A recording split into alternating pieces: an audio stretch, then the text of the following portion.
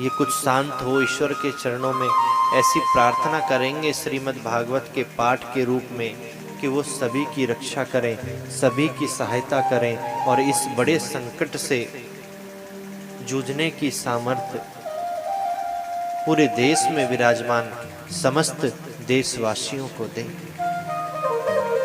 ऐसा ध्येय मानकर इस ठाकुर जी की मंगलमयी कथा को गाया जा रहा है। और आप देखेंगे, कल भी मैंने इस बात को आपसे विस्तार से कहा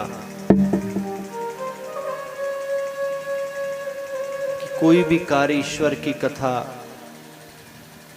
निष्काम भाव से अगर सुनी जाए तो वो सदैव कल्याणकारी ही होती है, सदैव आनंददायक होती है।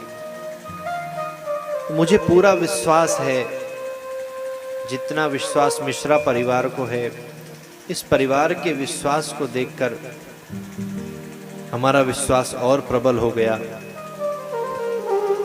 कि सर्वहित के लिए, सर्व कल्याण के लिए यह कथा हो रही है।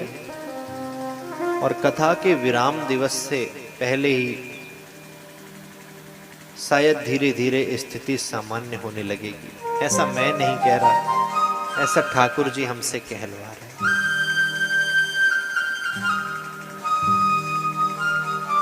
कल बड़े आनंद के साथ, बड़ी एकाग्रता के साथ हम सभी ने श्रीमद् भागवत के महात्म्य की कथा को श्रवण किया। और हम तो कहीं भी कथा करने जाते हैं,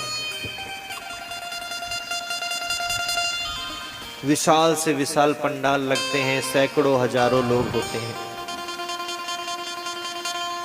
लेकिन हमें उससे कुछ फर्क नहीं पड़ता। चाहे सैकड़ों श्रोता हों, चाहे हजारों हों, चाहे लाखों हों, उनमें से एक भी श्रोता अगर हमें मिल जाता है तो मानो 7 दिन का काम 7 क्षण में हो जाता है।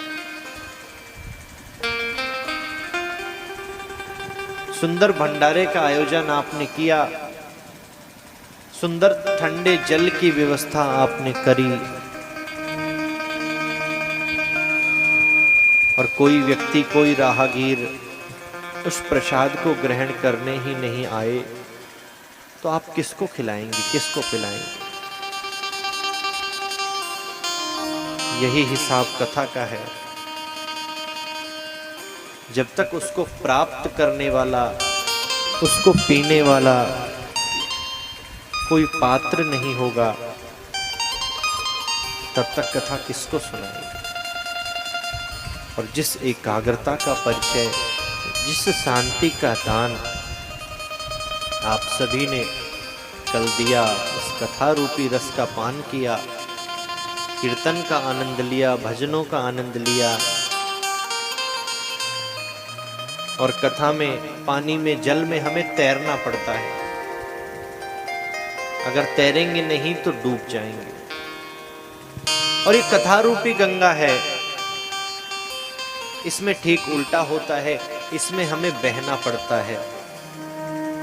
अगर अपनी बुद्धि लगाकर तैरने का प्रयास करेंगे